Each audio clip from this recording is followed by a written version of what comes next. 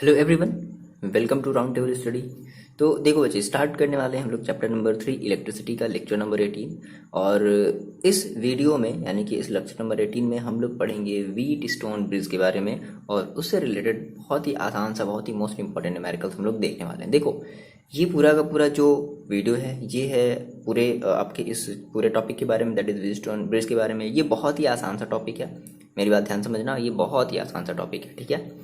और इसमें से जो न्यूमेरिकल्स आते हैं वो बहुत ही आसान होते हैं, ठीक है ना। देखो, हमें व्हीट स्टोन ब्रिज की हमें एक जितने भी न्यूमेरिकल्स आते हैं, मेरी बात पहले ध्यान समझ लो, वो सारे के सारे एक स्पेशल केसेस से, यानी कि एक स्पेशल कंडीशन बनती है व्हीट स्टोन ब्रिज की। उस स्पेशल कंडीशन से रिलेटेड जितने भी क्वेश्चन अभी तक एग्जाम में पूछे गए हैं वो इसी स्पेशल कंडीशन से रिलेटेड आपके क्वेश्चन पूछे गए हैं। ओके, तो देखते हैं व्हीट स्टोन ब्रिज। तो हेडिंग लगा लो आप, क्या? Wheat stone bridge. देखो बच्चे, हेडिंग लगा लिया आपने, क्या लगा लिया? Wheat stone bridge. Okay, wheat नाम सही लग रहा है, व्हीट ओके, ये नाम है, ठीक है, किसी फिजिसिस्ट का नाम है, wheat stones bridge, BRIDGE। Okay, देखो बहुत ध्यान से समझना, बहुत ही आसान है। देखो बेसिकली क्या है कि ये एक अरेंजमेंट किया गया, कई सारे रजिस्टर्स को मिला करके क्या किया गया, एक अरेंजमेंट किया गया, ठीक है ना। तो ये जो आपका जो व्हीट स्टोन ब्रिज है, ये क्या है? ये बेसिकली चार या चार से ज्यादा, दैट इज 5, 4 भी हो सकता है या 5 भी हो सकता है, तो 4 या 5 रजिस्टर का एक अरेंजमेंट है, एक जैसे एक ब्रिज के फॉर्म में बनाया गया एक अरेंजमेंट है। तो उसी को हमने कह दिया क्या? Wheat stone bridge. देखो सिंपली क्या है, देखो ये अरेंजमेंट है बेसिकली, है ना। तो क्या इसमें बताया गया कि बेसिकली ये देखो है क्या, सबसे पहले हम इनके बारे में जान ले। तो क्या है बेसिकली? अ ब्रिज है। कैसा ब्रिज है भाई? ये जो ब्रिज है वो कैसे बनाया गया है? तो अ ब्रिज इन विच रजिस्टर्स कह सकते हैं क्या? रजिस्टर्स, है ना। इन विच कितने रजिस्टर ये बता देते हैं, इन विच 4 और 5 रजिस्टर, 4 और 5 रजिस्टर क्या किए जाते हैं? 4 और 5 रजिस्टर अरेंज्ड,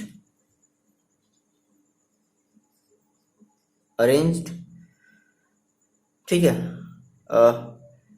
4 और 5 रजिस्टर क्या होते हैं? एक साथ अरेंज होते हैं, एक फॉर्म में arranged in a bridge form is called wheat stone bridge. पहली चीज क्या है बेसिकली कि एक अरेंजमेंट है, 4 से ज्यादा, देखो मिनिमम कम से कम 4 रजिस्टर्स होने चाहिए, और मे भी 4 से ज्यादा या 5 रजिस्टर या 6 रजिस्टर भी कभी कभी हो सकता है। बट बेसिकली आपको जो क्वेश्चन देखने को मिलेगा वो 5, 4 इस तरीके से आपको क्वेश्चन, या 6 कभी कभी आपको क्वेश्चन देखने को मिलेगा, ठीक है ना। तो ये देखो एक अरेंजमेंट है, मतलब कैसा अरेंजमेंट? अब देखो, अब ये अरेंजमेंट भी थोड़ा सा कैसा है, तो क्या कहा गया कि इसमें जो आपके जो 4 रजिस्टर्स होते हैं, कितने रजिस्टर बच्चे? 4 रजिस्टर्स, 4 रजिस्टर क्या रेजिस्टेंस कहते हैं, okay. 4 resistance are connected as to form, क्या बनाते हैं?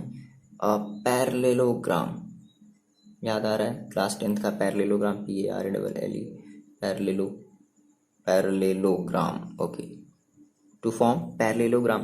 क्या बनाते हैं? देखो बेसिकली जो 4 रजिस्टर्स होते हैं वो एक पैरेललोग्राम के फॉर्म में क्या होते हैं? अरेंज होते हैं, समझ रहे हो? अच्छा, तो अब ये कोई जरूरी नहीं है कि जैसे मेरी बात समझना, जैसे मान लो हमने एक दिखाने के लिए, मान लो हमने ऐसे बनाया कि मान लो आपके पास यहाँ पर कोई एक रजिस्टर था, ये कुछ ऐसे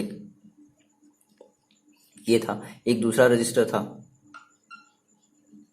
एक तीसरा रजिस्टर था, समझ रहे हो, एक चौथा रजिस्टर था।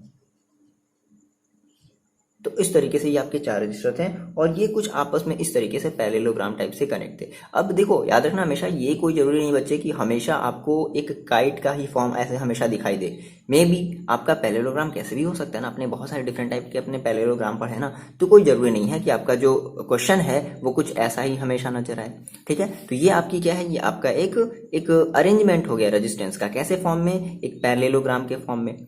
ठीक है, अच्छा अब इसमें देखो जो पांचवा रजिस्टर है ना, मान लो आपने कहा सर ये मेरा ए है और ये बी है, ये सी है और ये डी है, तो अब क्या किया गया, इसमें पांचवें रजिस्टर्स को कुछ ऐसे ऐड कर दिया गया।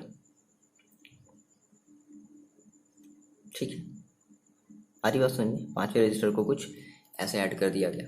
तो सिंपल सी बात है, इसके बारे में आप क्या बताओगे कि जो फिफ्थ रजिस्टर है वो कनेक्टेड है। देखो कैसे कनेक्टेड होगा, एक क्रॉस, ये देखो आपका एक डायगोनल होता है ये भाई, अगर ये पैरेललोग्राम है, अगर आप कोई भी अगर एक पैरेललोग्राम बनाते हो तो देखो आपको उसमें दो डायगोनल नजर आते हैं, तो आपका एक ये डायगोनल है बी डी।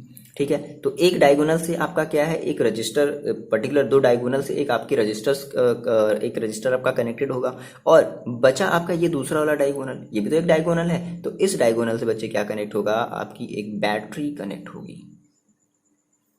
क्या कनेक्ट होगी भाई, बैटरी। ये हमारा सी पॉइंट है, आ रही बात समझ में। देखो बच्चे ये अरेंजमेंट है, क्या, चार रजिस्टर का एक अरेंजमेंट, पांचवा रजिस्टर कुछ इस तरीके से अरेंज किया जाता है। मे भी शायद जो छठा रजिस्टर है वो कुछ मान लो ऐसे अरेंज कर दिया जाएगा। समझ में आ रही मेरी बात, क्वेश्चन में आपको कभी ऐसे भी देखने को चीजें मिल जाएंगी, आप ऐसे रिलेटेड अगर इससे रिलेटेड अगर क्वेश्चन मिलेंगे तो हम इसको भी सॉल्व करेंगे ना, तो कुछ ऐसा ही आपको अरेंजमेंट मिलेगा। तो इसी अरेंजमेंट को हम लोग कहते हैं व्हीट स्टोन ब्रिज। अब कोई जरूरी नहीं है कि हर बार आपका जो क्वेश्चन है वो ऐसे, मतलब ये जैसा आपको जो शेप दिख रहा है हमेशा ऐसा ही दिखाई दे। हम जब क्वेश्चन करेंगे तो आपको बहुत सारी चीजें यहाँ से क्लियर होंगी ना, तो ये कोई जरूरी नहीं है। तो इस अरेंजमेंट को हमने क्या कहते बच्चे, हमने कह दिया इसको क्या, सॉरी, व्हीट स्टोन हमने ब्रिज कह दिया। अब फिर आपने इसमें कहा कि इसमें सिंपल ये पूरा का पूरा आपका एक व्हीट स्टोन ब्रिज हो गया, आपने ये इसको इससे क्या कर दिया, कनेक्ट कर दिया। अब देखो आपको अपने इस टॉपिक में एग्जैक्टली व्हीट स्टोन ब्रिज तो पढ़ना ही पढ़ना है, लेकिन इसके साथ हमें एक स्पेशल कंडीशन पढ़नी है। हमें देखो, हमें ओवरऑल ये पूरा का पूरा ये जो प्योर वाला जो व्हीट स्टोन ब्रिज है ना, ऐसे कह लो कि ये जो पूरा का पूरा ये जो प्योर वाला जो व्हीट स्टोन ब्रिज है, मतलब जिसमें आप ये रेजिस्टेंस भी आ रही हो, तो हमें ये नहीं पढ़ना। हम एक ऐसी कंडीशन, मेरी बात समझना, ध्यान से समझना यहाँ पे, ये अब ये चीज आपका यहाँ से इंपॉर्टेंट है कि हम एक ऐसी कंडीशन की बात करेंगे कि जिससे हमारा ये वाला जो रजिस्टर है ना, वो मतलब इसका जो इफेक्ट है वो इस पूरे के ऊपर पड़े ही ना। समझ रहे हो, इसकी जो इफेक्ट है इस पूरे सिस्टम पर इसका कोई इफेक्ट नहीं पड़ेगा। हम ऐसे एक स्पेशल केस के बारे में बात करेंगे। देखो तो क्या हुआ, हमें पढ़ना है ये एक special case.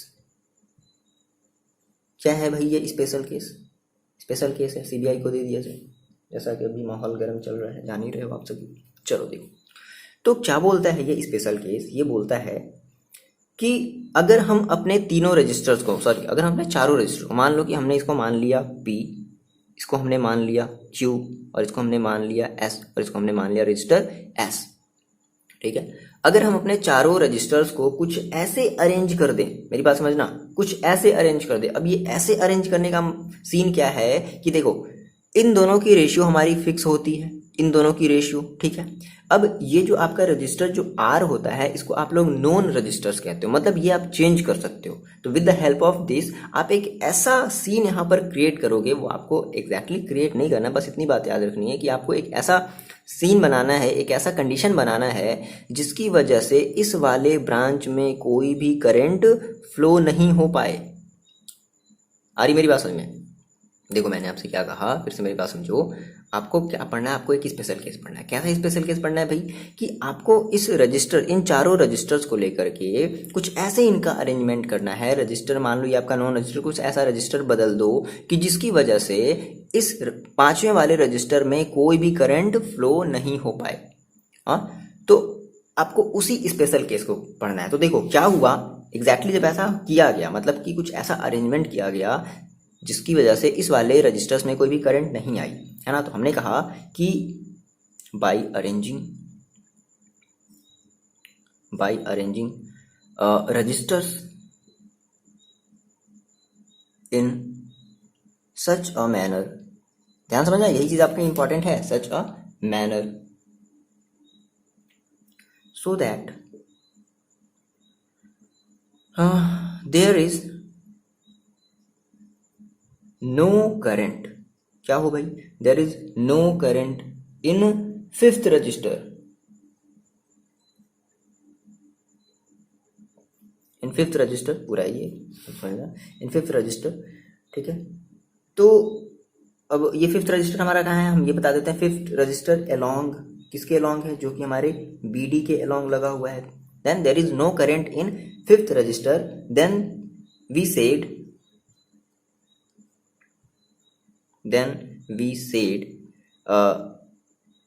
Bridge is balanced. ये इंपॉर्टेंट चीज यहां से निकल करके सामने आई, PLAN बैलेंस्ड, ये इंपॉर्टेंट चीज। अब ये बैलेंस्ड कंडीशन, मतलब बैलेंस्ड कंडीशन देखो बच्चे क्या है, बैलेंस्ड कंडीशन एक ऐसी कंडीशन है कि जब आपने कहा कि अगर हमारी कोई भी करंट इस फिफ्थ वाले रजिस्टर के थ्रू कोई भी करंट अगर फ्लो नहीं हो पा रही है, तो हम कहेंगे इस केस में कि हमारा ये जो रजिस्टर है, ये जो हमारा जो व्हीट स्टोन जो ब्रिज है, सॉरी ये हमारा जो व्हीट स्टोन ब्रिज है, वो हमारा क्या है, बैलेंस्ड है। कैसा है, बैलेंस्ड है। इसका मतलब है कि इन बैलेंस्ड कंडीशन, अब बैलेंस जैसे ही आपको समझ में, जैसे ही आपको ये नाम सुनाई दिया बैलेंस कंडीशन, तो वैसे ही आपको क्या समझना है। देखो एग्जैक्टली होता क्या है कि यहाँ से मान लो आपने कहा सर मेरे पास यहाँ से आई नाम की जो है करंट है वो घूम रही है, आई नाम की करंट यहाँ भी आई। अब देखो आई नाम की करंट यहाँ भी जाएगी। अब क्या होगा कि इस आई नाम की करंट का क्या होगा, डिस्ट्रीब्यूशन होगा। तो मान लो कि एक करंट जो है वो इस तरफ चली जाती है, जिसको हमने कह दिया I1। समझ रहे हो, I1 आपको नजर आ रहा है ना ये चीज, चलो ऐसे बना लेते हैं I1। और फिर हमने कहा सर एक करंट अब देखो इधर भी तो जाएगी, एक करंट इधर जाएगी I2। ओके, अब आपने कहा कि सर हम एक ऐसा अरेंजमेंट कर दिए हैं जिसकी वजह से हमारी ये जो I1 करंट है ना, ये इसमें नहीं गई कोई भी करंट, यानी कि ये I2 करंट भी इसमें नहीं गई, ये I1 करंट भी इसमें नहीं गई। तो अब बताओ क्या ये जो जब इसमें जब करंट ही नहीं जा रही है, तो क्या ये रजिस्टर्स जो है क्या ये इस पूरे के पूरे ओवरऑल सर्किट पर कोई इफेक्ट करेगा, नहीं। तो हम क्या कर दें, अगर हम इसको यहाँ से अगर हटा भी दें तो कोई फर्क नहीं पड़ेगा, यानी कि अब ये इसका सर्किट से कोई लेना देना नहीं है। समझ रहे हो, मतलब अब हम ये कैसे चेक करते हैं, तो हम यहाँ पर क्या करते हैं, हम यहाँ पर एक एग्जैक्टली एक गैल्वेनोमीटर लगाते हैं। अगर गैल्वेनोमीटर ने अगर ये शो किया, देखो गैल्वेनोमीटर में अगर कोई भी अगर डिफ्लेक्शन नहीं होगा, अगर कोई भी डिफ्लेक्शन नहीं हुआ, यानी कि हम ये कहेंगे भाई कि अगर डिफ्लेक्शन नहीं हो रहा है, मतलब हमारे इस वाले ब्रांच में कोई भी करंट फ्लो नहीं कर रही है। समझ रहे हो। अच्छा, तो क्या हुआ कि जब अगर करंट फ्लो नहीं करनी, इसका मतलब ये जो I1 है, अब इसमें तो कोई करंट जाएगी नहीं, तो अब इसमें क्या हो जाएगा, इसमें भी सेम अमाउंट की करंट जाएगी। कौन सी, I1।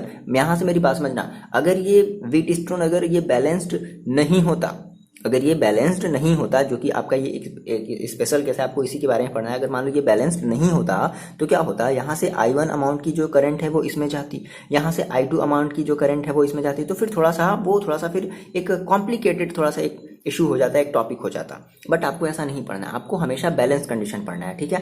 तो आपने कहा सर यहाँ से I1 अमाउंट की जो करंट है वो इसमें गई ही नहीं, तो सारी की सारी करंट इधर चली जाएगी। बोलो जब यहाँ पे जब कोई करंट आना ही नहीं है, तो ये जो I1 इसमें जो फ्लो हो रही थी, अब ये दोनों देखो आपके सीरीज में, हमने इस टाइप के क्वेश्चन को सॉल्व किया है, ये दोनों क्वेश्चन आपके सीरीज में हो गए, ये दोनों क्वेश्चन आपके सीरीज में हो गए। फिर इन दोनों को आप कैसे अरेंज कर लोगे, पैरेलली अरेंज कर लोगे। क्लियर है मेरी बात, इतनी बताओ। अच्छा, सिमिलरली यहाँ से I2 अमाउंट की जो करंट है वो गई। अब कह रहे हो आप कि सर इसमें कोई करंट जानी नहीं है, तो ये I2 फाइनली क्या हो जाएगी, इस वाले ब्रांच में भी चली जाएगी। एंड फाइनली यहाँ से आपको क्या मिलेगा, I1 प्लस I2 को ही आप क्या कहोगे, दैट इज I कहोगे ना, I। तो ये हुई कंडीशन आपकी इसकी बैलेंस्ड कंडीशन की। अच्छा, अब यहाँ पे थोड़ी सी बात ये समझ लो कि सर यहाँ पर हम ऐसा क्या कर दे रहे हैं। देखो एग्जैक्टली यहाँ पर हम कर क्या रहे हैं कि इस पॉइंट की जो पोटेंशियल है, बात समझना, B, और इस पॉइंट की जो पोटेंशियल है D, है ना, ये कैसे पॉसिबल है सर, सोचो ये कैसे पॉसिबल है। तो अगर आप बच्चे देखो क्या कर दो, इस पॉइंट की पोटेंशियल अगर आप इक्वल कर दो समहाउ, तब आप क्या कहोगे कि हाँ, अब देखो अगर देखो आपके ये वाला पॉइंट और आपका जो ये वाला जो पॉइंट है, ये अगर आपने क्या कर दिया, दोनों के अगर आपने पोटेंशियल को अगर आपने सेम बना दिया, तो भाई जब अगर पोटेंशियल सेम है बच्चे, तो फिर करंट फ्लो क्यों होगी। भाई देखो करंट क्यों फ्लो होती है, जहां भी पोटेंशियल की कमी होती है हायर से लोअर की तरफ चलती है। तो यहाँ पर आपने कहा सर यहाँ पर भी सेम है, यहाँ पर भी सेम है, तो ये क्यों जाएगी इसके अंदर।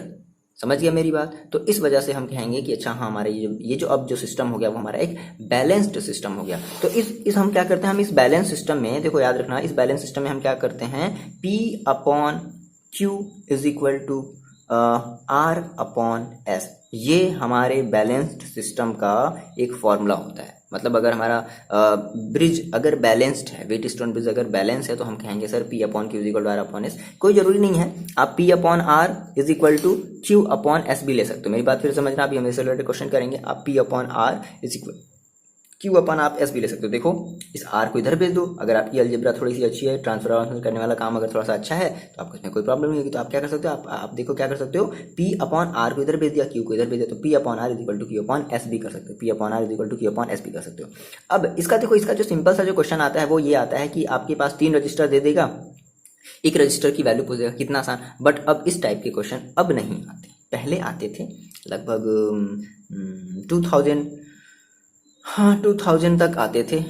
फिलहाल तो ऐसा क्वेश्चन मेरे को नहीं दिखा, अगर दिखेगा तो आप जरूर लगाना, बट ऐसे क्वेश्चन अब नहीं आते, ये सिंपल वाले क्वेश्चन है। फिलहाल हम थोड़े से अलग टाइप के क्वेश्चन की बात करेंगे, ठीक है ना। अच्छा, अब इसका यहाँ पे इंपॉर्टेंट है थोड़ा सा डेरिवेशन की। अब सर इसका डेरिवेशन भी है क्या, है ना। अब ये चीज कैसे आया, ये चीज कैसे आया, तो ये आपको प्रूव भी करना होता है। तो इतनी बात पहले बताओ, आपको ये समझ में आई? कुछ नहीं करना है, आपको एक स्पेशल केस लेकर के चलना है। वही स्पेशल केस क्या है, दैट इज हमारा ब्रिज बैलेंस। तो बैलेंस का मतलब याद रखना बच्चे क्या होता है, बैलेंस का मतलब कि इस 5th वाले रजिस्टर में कोई भी करंट आपकी फ्लो नहीं हो रही, दैट इज आपका जो गैल्वेनोमीटर है वो कोई भी डिफ्लेक्शन शो ही नहीं करेगा, ठीक है। डिफ्लेक्शन को हम लोग हिंदी में कहते हैं विक्षेप, कोई भी विक्षेप नहीं शो करेगा, है ना। और धारा मापी, गैल्वेनोमीटर को हम लोग कहते हैं हिंदी में धारा मापी। आपकी तो ये हो गया ठीक ठीक। तो इतनी बात समझ में आ गई, बोलो। ये देखो कुछ भी नहीं, ये एक अरेंजमेंट है भाई, जो भी टिस्टोन सर थे उन्होंने, उनका पूरा नाम कुछ अजीब था। देखो आप बच्चे हमेशा क्या किया करो कि आपको हमेशा बुक पढ़नी है। मैं आपसे हमेशा बोलता हूँ कि टॉपिक को देखने के बाद, टॉपिक को समझने के बाद आप जरूर बुक पढ़ा करो। ऐसा नहीं है कि सर ने पढ़ा दिया तो बस सर की जो कहानी थी वो हो गई, अब हम कुछ नहीं, हमें नहीं पढ़ना, ऐसा कभी भी मत करना बच्चे, ठीक है ना। हमेशा आप बुक पढ़ो। देखो हम अपनी तरफ से बेस्ट आपको कोशिश करते हैं बताने की, ठीक है, वो अलग मैटर है। आपके पास अगर बुक है बच्चे तो आप बुक पढ़ो, बुक को पढ़ने से बता रहे ना बहुत ज़्यादा फायदा मिलता है, ठीक है ना। तो आप बुक पढ़ो, आपको कुछ नई चीज़ें पता चलेंगी। बट मेरी तरफ से जितनी पॉसिबिलिटी होती है, जितने बुक में हमें जितनी सारी चीज़ें समझ में आती हैं, हम उन सारी चीज़ों को आपको एक्सप्लेन करके बताते हैं, ठीक है। बट आप कोशिश किया करो बुक पढ़ने की। चलो ठीक है, तो ये बात आपके समझ में आ गई और आपने कहा कि सर ये कैसे आया। अब सर इसका हमें प्रूफ करना है, ठीक है ना, कि ये हमारा जो ये जो ड्राइव हुआ है P upon Q is equal to R upon S, सब ये कैसे है। देखो बात समझते हैं। देखो बच्चे बहुत ही आसान है, हमें क्या पढ़ना है, हमें पढ़ना है बैलेंस कंडीशन का डेरिवेशन कैसे है। दैट इज आप ये हेडिंग लगाओ, मोस्ट इंपॉर्टेंट हेडिंग, डेरिवेशन में भी पूछ दिया, डेरिवेशन ऑफ बैलेंस कंडीशन अगर ये पूछ दिया तो हम फिर कैसे करेंगे भाई। देखो तो सबसे पहले आप क्या करो, फिर से आप एक व्हीटस्टोन ब्रिज बनाओ। बहुत आसान है बनाना, यूं इस तरीके से बनाया, यूं इस तरीके से बनाया, बहुत आसान, ठीक है। यूं इस तरीके से बनाया, अरे थोड़ा सा गड़बड़ हो गया, चलो कोई बात नहीं, आप मैनेज कर लेना। क्या है सर, ये क्या है, ये क्या है, ओके ओके ओके ओके। थोड़ा सा हाथ ऐसे ना टेढ़ा हो जाता है बनाते समय।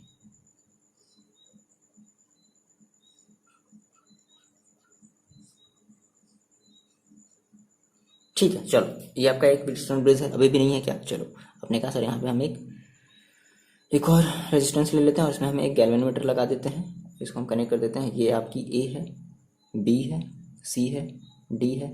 आपने इसको इससे अलोंग कनेक्ट किया है। अच्छा, ये आपकी यहाँ पे आपने एक बैटरी कनेक्ट कर दी है, ठीक है, और ये आपका ए है,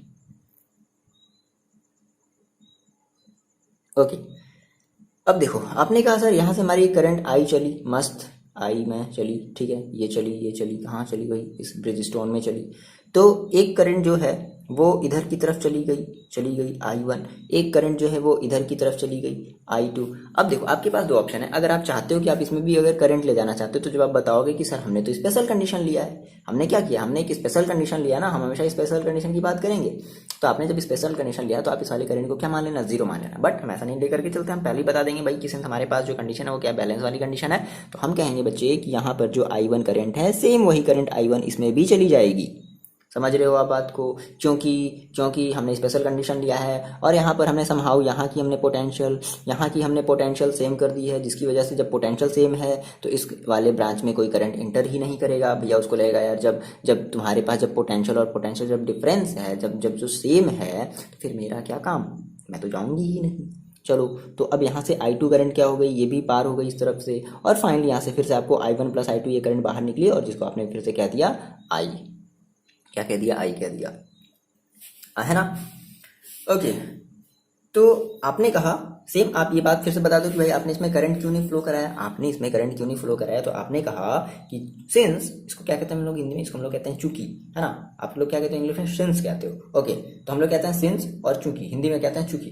तो हमने कहा कि सर चूंकि हमारा जो पॉइंट है बी एंड डी कैसे हैं भाई, आर एट सेम पोटेंशियल, कि कैसे हैं, सेम पोटेंशियल पर हैं। तो क्या होगा, सो देयर इज नो ताका झांकी, मतलब कोई करंट का फ्लो नहीं होगा, there is no flow of current.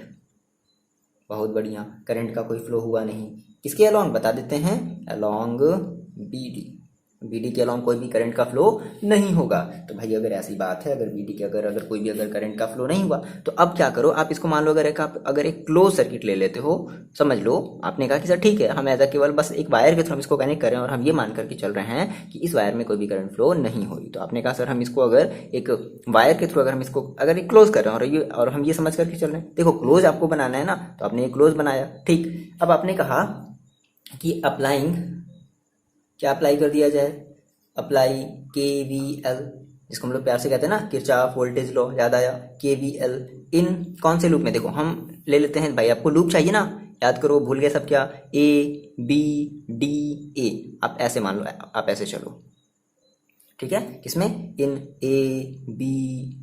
ABDA। देखो तो मैंने आपको बताया था, मैंने आपको KVL KCL मैंने आपको दो चीज़ बताई थी, याद है या भूल गए, आपने नहीं देखा तो देखो फिर से याद करो। क्या करते थे कि अगर हम करंट के अलोंग चलते थे किसी भी रजिस्टर में करंट के अगर हम अलोंग चलते हैं तो हमें जो है वो उसकी डायरेक्शन प्लस लेनी पड़ती है। तो आपने कहा सर हम I1 ऐसे चल रहे हैं और इसका हमने रजिस्टर क्या माना है, दैट इज़ P। अच्छा ये तो लिखना ही भूल गया सर, आप P है, ये आपकी है Q, ये आपकी है R और ये आपकी है S, ठीक है। एस को बेसिकली अननोन रजिस्टर माना जाता है, आर को नोन रजिस्टर माना जाता है, पी और क्यू का रेशियो हमेशा सेम होता है, ऐसा माना जाता है, ठीक है। बट कोई बात नहीं, आप ऐसा कुछ मत मान करके चलो, जो सिस्टम आपको दिख रहा है ऐसी चीजें चलो। तो आपने कहा सर ABD है, तो आपने कहा सर इसमें हमारी रेजिस्टेंस है P, देखो याद रखना रेजिस्टेंस आपकी P है, इस रेजिस्टेंस में करंट फ्लो हो रही है I1। तो आपने कहा सर अप्लाइंग KVL। अच्छा देखो आपकी डायरेक्शन, आपने जो लूप बनाए बच्चे, आपकी लूप की डायरेक्शन और इस करंट की डायरेक्शन क्या है, दोनों सेम है, तो आप क्या कहोगे, आप कहोगे I1P, ठीक है। फिर आप यहाँ चले, अब इसमें तो कोई करंट आनी नहीं है, तो ये तो आपका एज अ एक जीरो की तरह आप इसको ट्रीट करोगे, ठीक है। अच्छा फिर यहाँ से ये करंट, अब आपकी लूप आप इसमें चले, देखो आप इसमें चल रहे हो, आप ऐसे चलो ना, आप देखो आपकी चलने की डायरेक्शन ऐसे है, करंट ऐसे आ रही है, तो आपको क्या कहोगे, माइनस में, तो हम क्या ले लेंगे बच्चे, माइनस में I2 और इंटू R, ठीक है, इज इक्वल टू क्या मिलेगा, जीरो। और कुछ है इस सर्किट में, और कुछ है नहीं ना, तो इज इक्वल टू जीरो, ये बना नहीं।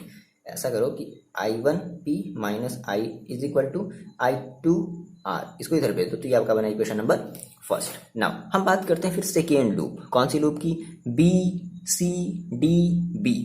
आपने कहा सर फिर से applying KVL in loop BCDB।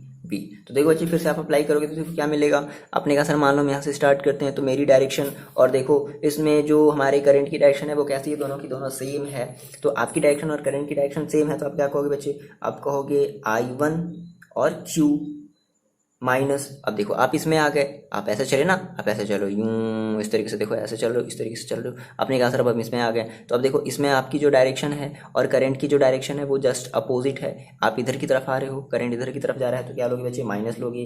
क्या लोगे, I2, जबकि क्या है I1 है, सॉरी हाँ, ये आपकी I2S is equal to zero. I2S को इधर भेज दो तो क्या हो जाएगा, I1Q इज इक्वल टू, इतना ही आसान है, बोलो। देखो अभी भी आपको नहीं आया समझ में, अब आप क्या करो, फर्स्ट डिवाइडेड बाई टू, हाँ कर दिया जाए। ओके आपने कहा sir first divided by two, मतलब equation first divided by equation two, चाहे जो कर लो। तो आपने कहा सर I1P अपॉन I1Q, यही तो करते हैं, LHS को LHS से डिवाइड करते हैं, RHS को RHS से डिवाइड करते हैं। उसके बाद I2S, सॉरी ये ऊपर रखा रहेगा ना, I2R अपॉन I2S, I1 से I1 कैंसिल, I2 से I2 कैंसिल, क्या बचा आपके पास बचे P upon Q is equal to R upon S। Clear है? ठीक है। अच्छा, अब इसमें एक बात याद रखना कि आपकी जो P अपॉन Q, अच्छा आप इसको P upon R is equal to Q upon S भी लिख सकते हो, कोई जरूरी नहीं है कि आप ऐसे ही हमेशा लिखो, तो ये ध्यान रखना। अच्छा, अब देखो इसमें कुछ छोटे से टर्म्स हैं, ये लिख लो आप कहीं साइड में कि आपकी जो P अपॉन जो Q होती है ना, P एंड Q की जो रेशियो होती है, इसको हम लोग रेशियो आर्म्ड कहते हैं, आर्म्स कहते हैं। ये आपकी जो PQ वाली है, जो इनकी जो रेशियो है, इसको हम PQ आर्म्स कहते हैं। ये मान लो ऐसे ऑब्जेक्टिव में दे देगा तो याद रखना है। और जो R होता है वो आपका नोन रजिस्टर्स होता है, या फिर हम जिसको नोन आर्म्स कहते हैं। ये जो आपका जो AD है ना, ये आपका नोन आर्म्स है, दैट इज R। और ये जो आपका S है, इसको हम लोग अननोन आर्म्स कहते हैं। याद रहेगा ये सारी चीज़ें, ठीक। अच्छा, अब यहाँ से देखो, यहाँ पे एक आपके टर्म, आपको एक टर्म और याद रखना है, क्या? Conjugate form. यहाँ से एक टर्म आता है, इतनी चीज़ें आपने कर दी ना नोट डाउन, इतनी चीज़ों को हम हटा दें, यहाँ से हटा दिया जाए ना। आपको समझ में आया ना? बहुत आसान है, ठीक है। आपने अगर किरचॉफ लॉ अगर नहीं पढ़ा है तो फिर आप जा करके पढ़ो। मैंने आपको बोला था कि बिना किरचॉफ लॉ पढ़े आप ये सब सारी चीज़ें नहीं कर सकते। देखो, आपने कहा सर यहाँ से एक और टर्म आता है, क्या? हम लोग उसको कहते हैं कॉन्जुगेट, सॉरी, हम लोग उसको कहते हैं कॉन्जू, ये तो कॉन्गू हो गया, कॉन्जू लिखना में, कॉन्जुगेट आर्म। अब ये क्या होता है सर? देखो एग्जैक्टली होता क्या है कि जब भी आपका अगर ये ब्रिज, मतलब ये जो व्हीटस्टोन ब्रिज है, अगर ये बैलेंस्ड होगा तो इस केस में आपकी, अगर आप मेरी बात समझना, अगर आपने कहा कि सर हम ये जो रेजिस्टेंस, ये जो फिफ्थ वाली रेजिस्टेंस है, अगर हम इस फिफ्थ वाली रेजिस्टेंस को हम ऐसे ना लगाकर, मेरी बात समझना, ऐसे ना लगा करके अगर हम ऐसे लगा दें, दो डायगोनल है ना आपके पास, हम ऐसे लगा दें, फिफ्थ वाली रेजिस्टर्स को हम ऐसे लगा दें, और अब जो सेल है, हम सेल को ऐसे ना लगा करके हम कुछ ऐसे लगा दें।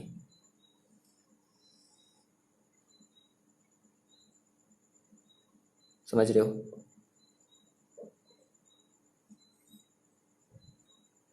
ऐसे लगा दिया जाए, अगर सेल को ऐसे लगा दिया जाए, तो उस केस में भी आपके बैलेंस्ड कंडीशन पर कोई भी फर्क नहीं पड़ेगा। यानी कि इस केस में भी आपका जो P अपॉन आपने जो Q लिया था वो अभी भी R अपॉन S ही रहेगा इन बैलेंस्ड कंडीशन।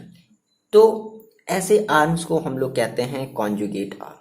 आगे बात समझ? तो आपकी देखो जो आर्म कौन कौन सी जो है, आपकी जो आर्म, ये जो BD है, आपकी ये जो आर्म BD है, और ये जो आर्म AC है, तो ये आपकी कौन सी आर्म है? AC and BD। ये आपकी एक कॉन्जुगेट आर्म है। कॉन्जुगेट आर्म का मतलब आपको समझ में आया? देखो कुछ नहीं करना है। कॉन्जुगेट आर्म का मतलब क्या होगा कि समहाउ मान लो आपने चेंज कर दिया, आपने कहा नहीं नहीं नहीं सर, हम जो रजिस्टर है हम अब ऐसे ना लेकर के हम ऐसे ले लें, और जो हम सेल है वो अब ऐसे लगा दें। और फिर आपने कहा कि नहीं, अब क्या हो कि अगर हम बदल दें तो, मान लो आपके दिमाग में शैतानी सूझी, आपने कहा सर अगर हम बदल दें तो क्या होगा? तो बदल दोगे तो भी आपकी जो बैलेंस कंडीशन पर कोई भी फर्क नहीं पड़ेगा। तो यानी कि ऐसे आर्म को हम लोग कहते हैं क्या? Conjugate arm. क्लियर है? मतलब कि ऐसे लिख लो कि if we interchange the position of galvanometer, if we interchange the position of galvanometer, ठीक है ना, एंड सेल, अगर हम सेल के पोजीशन को और गैल्वेनोमीटर के सेल के पोजीशन को क्या करें? आपस में इंटरचेंज करें, ठीक है, then there is no effect on the balance on the bridge. There is, जो भी आप बना लो अपने थोड़ा सा सेंटेंस बना लो, क्या? देयर इज नो बैलेंस, क्या बता दिया जाए? There is no balance, there is no effect on the balanced on the bridge. ठीक है, तो उस बैलेंस्ड ब्रिज पर आपको कोई भी इफेक्ट नहीं देखने को मिलेगा, तो दैट इज कॉल्ड क्या? Conjugate arm. क्लियर है? अब हम इससे रिलेटेड देखते हैं मस्त सा क्वेश्चन, ठीक है ना? चलो प्रिपेयर हो जाओ क्वेश्चन के लिए। देखो ये बहुत ही छोटा सा क्वेश्चन है, प्यारा सा क्वेश्चन दिख रहा होगा, एकदम नन्हा सा मुन्ना सा। क्या कह रहा है कि आपके पास ये एक फिगर दे दिया गया, ठीक है, और कह रहा है कि find the magnitude of resistance x. यानी कि ये जो आपकी ये जो एक्स वाली जो रेजिस्टेंस है, वो वाली एक्स, ओके, ये जो एक्स है ना, ये एक्स जो है आपको इस एक्स की वैल्यू निकालनी है, ठीक है। If no current flows through 5 ohm resistor, अगर क्या हो कोई भी करंट अगर 5 ओम रजिस्टर के थ्रू अगर फ्लो नहीं हो रही है, तो आपको इस केस में इस एक्स की वैल्यू निकालनी है। कौन सी एक्स की? इस वाले एक्स की। शॉर्मा समझ लो। देखो तो आपने कहा सर चलो वैल्यू निकालते हैं। अब देखो एक बात यहाँ पर इसने क्या दिया, इफ नो करंट फ्लोज, देखो कह रहा है, देखो अच्छा ये जो है क्या ये आपका सिमिलर कुछ व्हीटस्टोन ब्रिज की जैसा दिख रहा है क्या? हाँ भाई दिख रहा है ना। मैंने आपसे बताया था कोई जरूरी नहीं कि आपको हमेशा एक वो काइट के ही फॉर्म में दिखेगा। आप देखो आप इसको ऐसे भी तो बना सकते हो। समझ गए? बात समझ गए मेरी? नहीं समझे, नहीं समझे, नहीं समझे। आप इसको ऐसे भी तो बना सकते हो, बोलो, बना सकते हो ना। और आपने यहाँ से बैटरी कनेक्ट कर दिया। तो अगर आपने इसको ऐसे बना सकते हो, आपने कहा सर ये मेरा x है, ये मेरा 2 है, ये मेरा 18 है और ये 6 ओम है, ये सारे के सारे ओम है और ये 5 है। अब कह रहा है कि 5 ओम में कोई करंट ही नहीं फ्लो हो रहा है। तो 5 ओम में अगर कोई करंट नहीं फ्लो हो रहा है, मतलब आपकी ये जो ब्रिज है वो कौन सी कंडीशन में है? बैलेंस्ड कंडीशन में है। और बैलेंस्ड कंडीशन का आप फॉर्मूला जानते हो। क्या जानते हो? बता दिया जाए, बता दिया जाए आपके बारे में सब क्या जानते हो। चलो चलो चलो देखो, तो आपने कहा sir since no current is flow in 5 ohm resistor, so bridge in balance condition। तो बैलेंस कंडीशन में है, तो क्या जानते हैं भाई, x/2 इज इक्वल टू 18/6। कर सकते हैं क्या ऐसा, बोलो। तो आपने कहा इस 2 से 6 को काट दिया 3 टाइम में, तो x इज इक्वल टू कितना आ गया, ये आ गया 3 6 18, दैट इज 6 ओम। बस कितना आसान सा क्वेश्चन है, बाबू वाला क्वेश्चन है ये। ओके, नाउ हम नेक्स्ट क्वेश्चन की बात करते हैं। हाँ जी, ये एक बहुत ही आसान सा बट थोड़ा सा घुमावदार क्वेश्चन, देखते हैं आप ट्राई कर पाते हो या नहीं कर पाते हो। ये आपके पास एक फिगर दिया गया है, कह रहा है कि आपकी जो ब्रिज है वो बैलेंस है। देखो कभी कभी यहाँ पर केवल गैल्वेनोमीटर भी लगा दे, उससे परेशान होना ही नहीं है। उससे परेशान होने का मतलब है कि आपको यहाँ पर ये चीज़ कंसीडर करना ही नहीं है। दैट इज कह रहा है ना ब्रिज इज बैलेंस, बैलेंस का मतलब उसमें कोई करंट ही नहीं आ रही। चलो तो बताना इसमें से कौन से ऑप्शन सही होंगे। चलो जल्दी वीडियो पॉज करके जल्दी बताओ, जल्दी बताओ, ये जल्दी बताओ, वीडियो पॉज करके जल्दी बताओ। बता दिया, बता दिया। चलो देखो क्या होगा, आपने कौन सा ऑप्शन लगाया, बहुत आसान है। देखो मैंने आपको सिंपल सा रूल बताया, आप या तो इनका रेशियो लो, या तो आप इनका रेशियो लो, या फिर आपके पास ऑप्शन है आप इनका रेशियो लो या इनका। आपने कहा सर हम किसका रेशियो ले लें, जैसे आपने बताया सर हमने इनका रेशियो ले लिया। क्या ले लिया आपने, Q/P is equal to R/S, आपने ये कहा, ठीक है। अच्छा देखो अब इसमें से देखो ऑप्शन कोई मैच कर रहा है क्या, Q/P, Q/P, Q। अरे ऐसा तो कोई ऑप्शन ही नहीं है सर, क्या किया जाए। कोई बात नहीं, आपको यहाँ पर दिख रहा है P/Q, इसका मतलब है कि इस P को ऊपर भेजा गया, इस Q को नीचे भेजा गया है। तो आप जो काम इस वाले LHS में करोगे, सेम वही काम आप इसमें RHS में भी करना पड़ेगा। तो आपको क्या करना पड़ेगा, R को भेजना पड़ेगा नीचे और S को भेजना पड़ेगा ऊपर, तभी तो कोई आप पार्शियलिटी नहीं करोगे ना दोनों पक्षों में, दोनों साइड में। तो आपने कहा sir P/Q is equal to S/R, तो कौन सा ऑप्शन मैच कर गया, ऑप्शन नंबर 4। आगे बात समझ में कितना आसान है, ये गलत नहीं है, ये ऑप्शन नंबर 4 है, ये सही है। ठीक है, चलो देखते हैं नेक्स्ट क्वेश्चन। चलो बच्चे ये आप तीसरा क्वेश्चन करके दिखाओ। कह रहा है कि ये आपकी एक फिगर है, ये आपको सारी चीज़ें वैल्यू नजर आ रही है। ये 100 ओम है, ये 200 ओम है, ये 40 ओम है, ये 100 ओम है, और ये आपका RO यहाँ पर अटैच्ड है। ठीक है, अब कह रहा है कि अब जो डिफ्लेक्शन है, कोई भी डिफ्लेक्शन शो नहीं कर रहा, मतलब जो कैलकुलेटर है कोई भी डिफ्लेक्शन अगर शो नहीं कर रहा है, तो उस केस में ये जो R की वैल्यू है वो कितनी होगी, आपको इसमें से ऑप्शन बताना है। चलो वीडियो पॉज करके ट्राई करो जल्दी से। मैंने आपसे बताया था ना कि मे बी 4 से ज़्यादा, 5 से ज़्यादा भी आपका जो रजिस्टर्स है वो दे सकता है। कर लिया ट्राई, देखो कौन सा आपने ऑप्शन मैच कराया। देखो कैसे आपने ट्राई किया, देखो आपने कहा सर ये बेसिकली कह रहा है कि ये तो हमारा ये एक बैलेंस कंडीशन है, ये अगर ऐसा है तो हमारा क्या है, एक बैलेंस कंडीशन है। अगर बैलेंस कंडीशन है, अच्छा तो आप क्या कहोगे, आप ये कहोगे कि इतना अपॉन इतना या इतना अपॉन इतना। अच्छा अब ये चीज़ आ रही है, मेरी बात समझना, अब ये चीज़ भी तो आ रही है। तो आप देखो अब ये दोनों आपस में कैसे हैं, पहले पैरेलल में है, तो आप इन दोनों को पहले कैसे ऐड कर लो, पैरेलली ऐड कर दो, इनको मिला करके यूं ऐसे पिचुक से इसको मिला दो।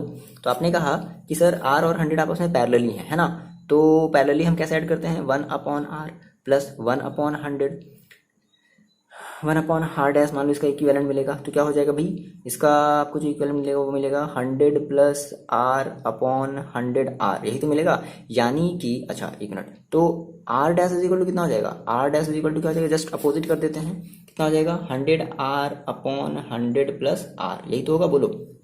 अब मेरी बात समझो, आपने कहा कि सर हम इस दोनों की जगह मिला करके हम क्या रखेंगे, हम ये वाली वैल्यू रखेंगे। बात समझना, बात समझना, हम केवल 100 नहीं रखेंगे, केवल R नहीं रखेंगे, हम इन दोनों को मिला करके रखेंगे। अच्छा तो आपने कहा सर ठीक है, हम इनका बैलेंस कंडीशन अप्लाई करते हैं, तो क्या करेंगे 100 अपॉन ये चीज 100R। समझ में आ रही मेरी बात, बताओ पहले इतनी बात आपको समझ में आ रही, सर ने ऐसा क्यों कर लिया, सर ने ये अन्याय क्यों कर दिया। देखो नया बच्चे इसलिए हुआ है ताकि आपने अच्छे से समझा नहीं। मैंने आपसे क्या कहा कि इन दोनों को आप पहले मिला दो, यूं इस तरीके से। तो मिलाओगे तो कैसे मिलाओगे, ये दोनों आपस में कैसे हैं, पैरेलल है ना। तो पैरेलल की कंडीशन क्या होती है, 1/R प्लस 1/100, सिंपली हमने इसको सॉल्व किया। अच्छा, तो ये 1/r' आपको मिलता है ना, 1 क्या मिलता है, r' मिलता है। r' को ऊपर भेजोगे, तो मैंने आपसे बताया है कि अगर आप r' को ऊपर भेजते हो तो आपको पार्शियलिटी नहीं करनी है। जो चीज़ आप यहाँ पर करोगे सेम वही काम आप यहाँ पर भी करोगे। तो आपने भी क्या किया, 100r को ऊपर भेजा, इसको नीचे ले आए, समझ गए। तो r' इक्वल टू, यानी कि अब इस पूरे की जगह आप क्या रखोगे, ये चीज़ रखोगे। अच्छा, तो अब ये अपॉन ये, तो ये अपॉन हमने क्या कर दिया, ये कर लिया, इज इक्वल टू, भाई क्यों कर रहे हैं ऐसा, क्योंकि बैलेंस्ड कंडीशन है, क्योंकि कोई भी डिफ्लेक्शन शो नहीं हो रहा है। अच्छा, फिर क्या कर लिया जाए, फिर ये कर लिया जाए 200/40। चलो अभी फिलहाल इसको हमने 0 से 0 काट दिया और हम ज़्यादा कुछ कर भी नहीं सकते हैं। अच्छा, 4 से 20 को काट दिया 5 टाइम, तो कितना आ गया आपके पास। अब देखो, मेरी बात समझना। अच्छा देखो, अब ये आपका एक साथ है, बात समझना, ये दोनों आपके एक साथ हैं। तो अब ये 100, अब ये देखो अपॉन के अपॉन में है ना, तो ये चीज़ें क्या होती हैं, यहाँ से पलट जाती हैं, ठीक है। तो अब ये 100 + 100 कहाँ जाएगा भाई, ये अब ये यहाँ पर जा नहीं सकता। क्यों नहीं जा सकता, क्योंकि ये खुद इसी का एक पार्ट है ना, ये खुद इसी का एक फ्रैक्शन है। तो अब ये यहाँ नहीं जाएगा, तो ये कहाँ जाएगा, सबसे टॉप पर जाएगा। तो क्या हो जाएगा, ये हो जाएगा 100 × 100 + r अपॉन 100r। इधर क्या बचा आपके पास, 5 बचा।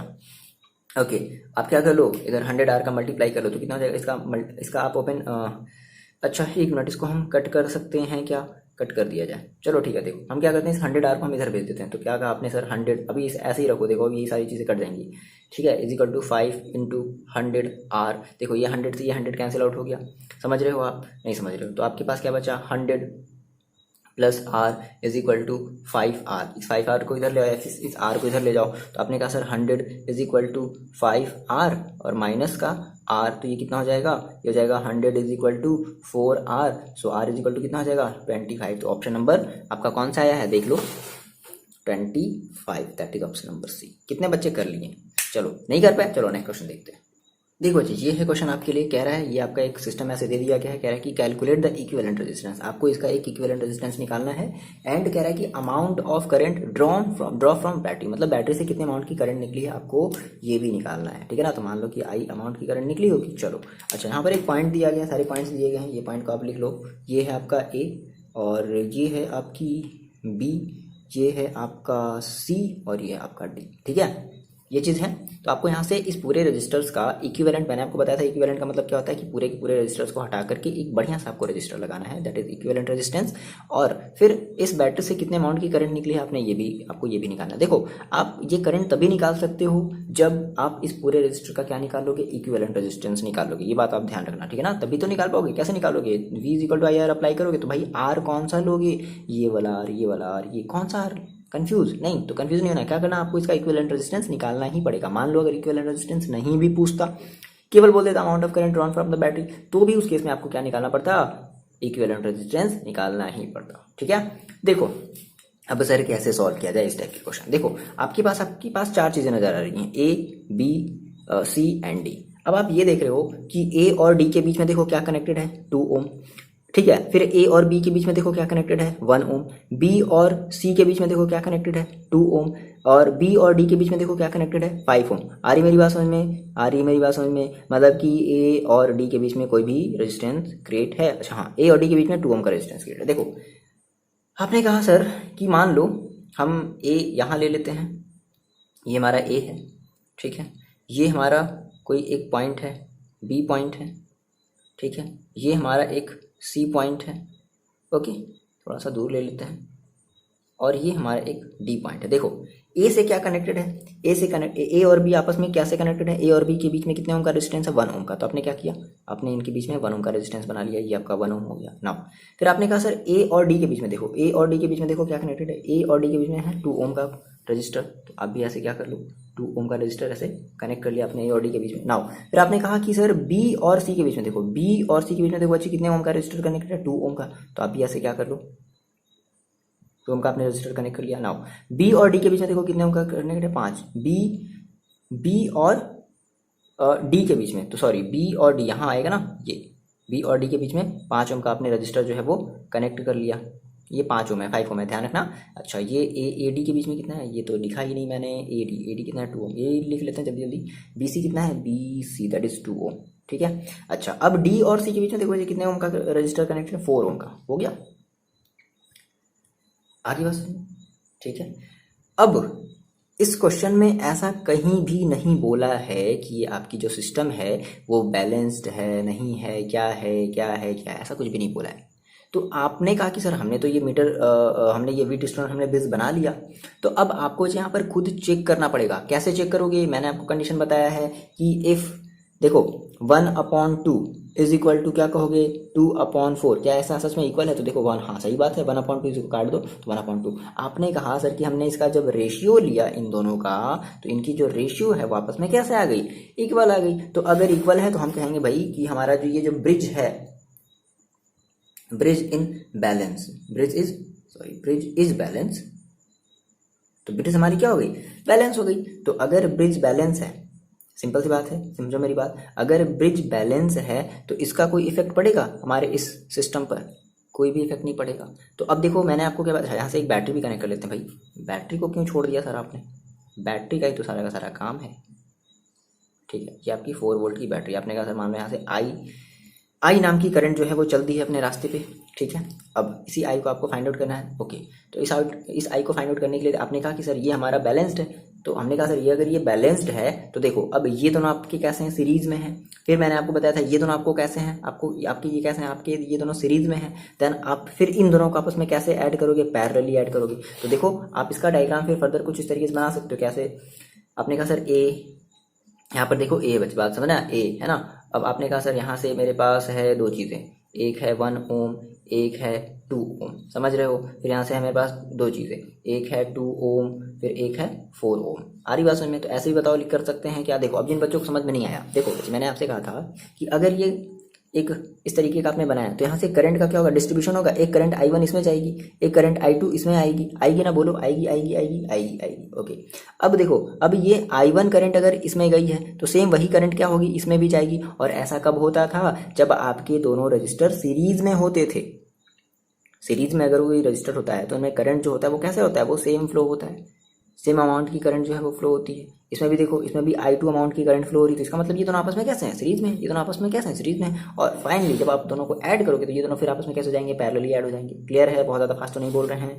अच्छा, आपने कहा सर यहाँ पर ए है और यहाँ पर क्या होना चाहिए? यहाँ पर होना चाहिए सी।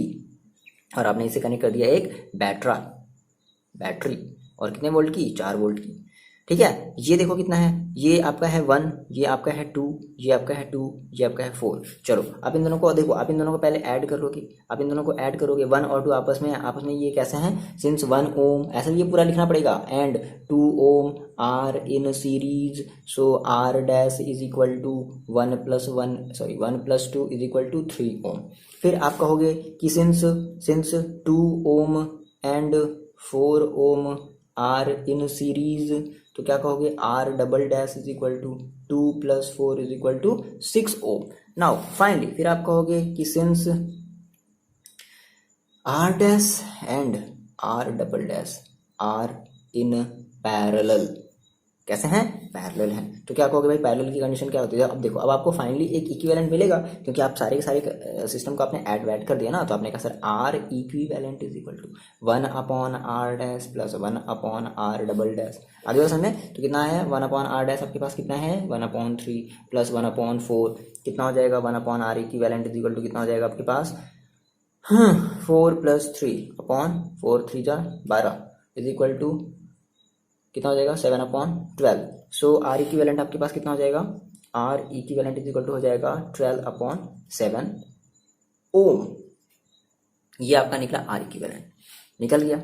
आर इक्विवेलेंट आपने निकाल लिया, ओके। यहाँ पे गड़बड़ कर दिया ना, जल्दीबाजी में गलतीबाजी हो गई। देखो इधर 1/3 है, 1/6 है ना भाई। बताते भी नहीं हो आप लोग हैं, बस सर देखते रहते हो केवल। R equivalent is equal to 6 और 2 + 1 दैट इज 3/6। तो कितना आ जाएगा?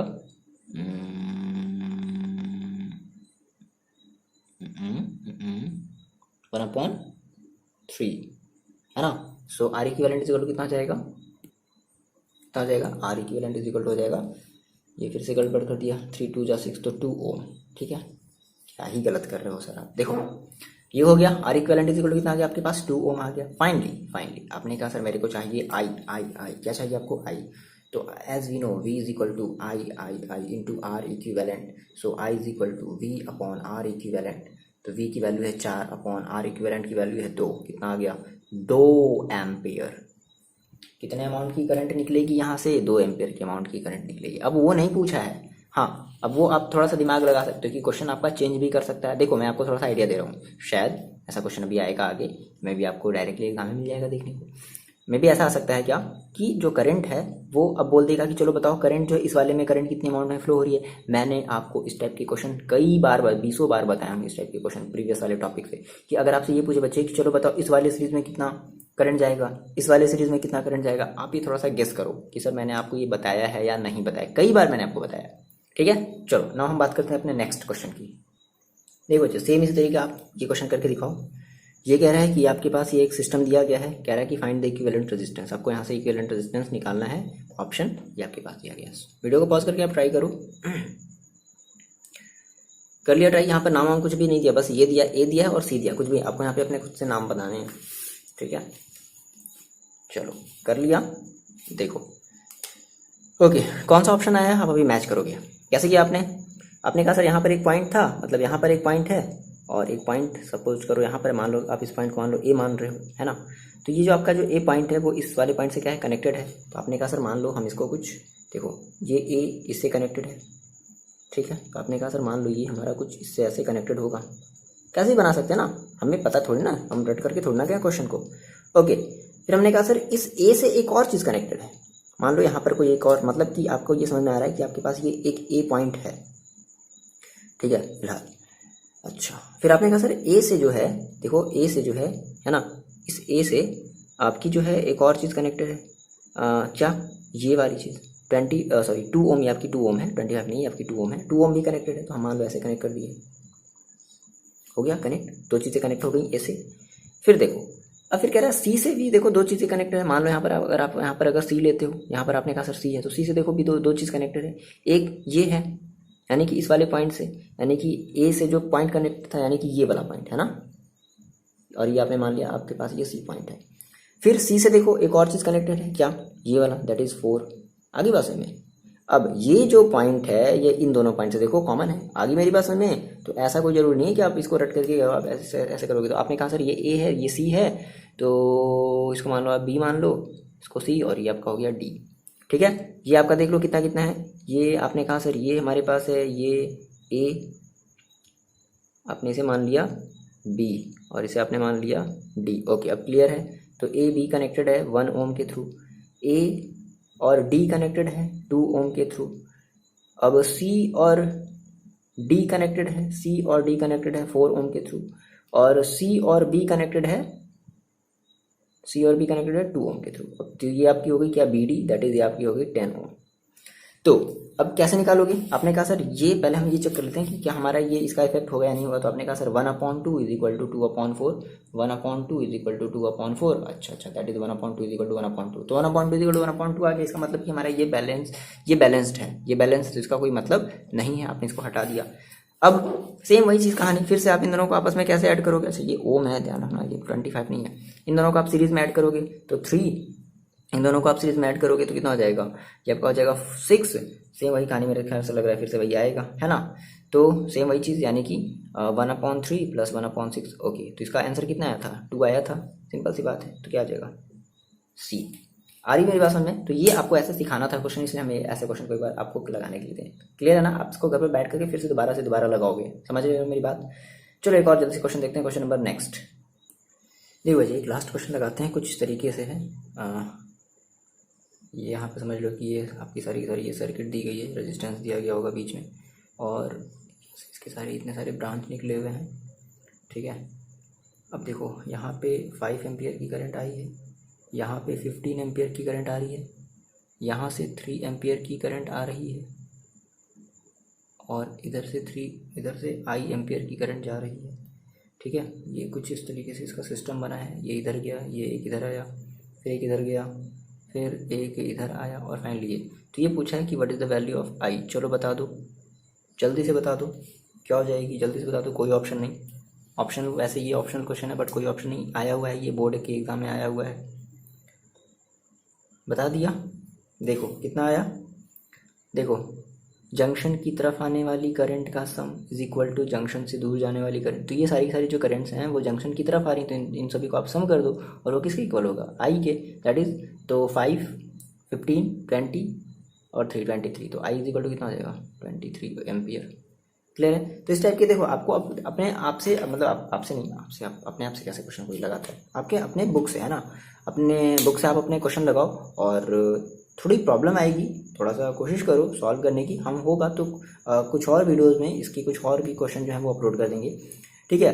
उसके बाद देखो जल्दी से एक और टॉपिक्स का खत्म करेंगे हम, हीट वाला जो कि आपका मोस्ट इंपॉर्टेंट है, ठीक है। एक मीटर ब्रिज का भी एक टॉपिक थोड़ा सा बच रहा है, इसलिए थोड़ा सा देखो ये जो चैप्टर ना बहुत ज़्यादा लेंदी है बच्चे, ठीक है।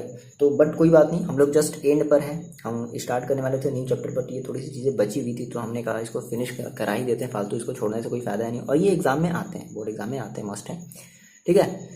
तो मेरे ख्याल से एक दिन और लगना बच्चे, ठीक है ना, और इसके बाद ये चैप्टर हो जाएगा फिनिश। तब तक आप इनके सारे के सारे क्वेश्चंस को लगाओ। आपने अगर पिछले वाले वीडियोस को नहीं देखे तो जाकर के देखो, फिर से देखो, और जल्दी हम इसका टेस्ट लेने वाले हैं, ठीक है। आप प्रिपेयर रहना, मैंने आपको वीडियो में बताया था, ठीक है।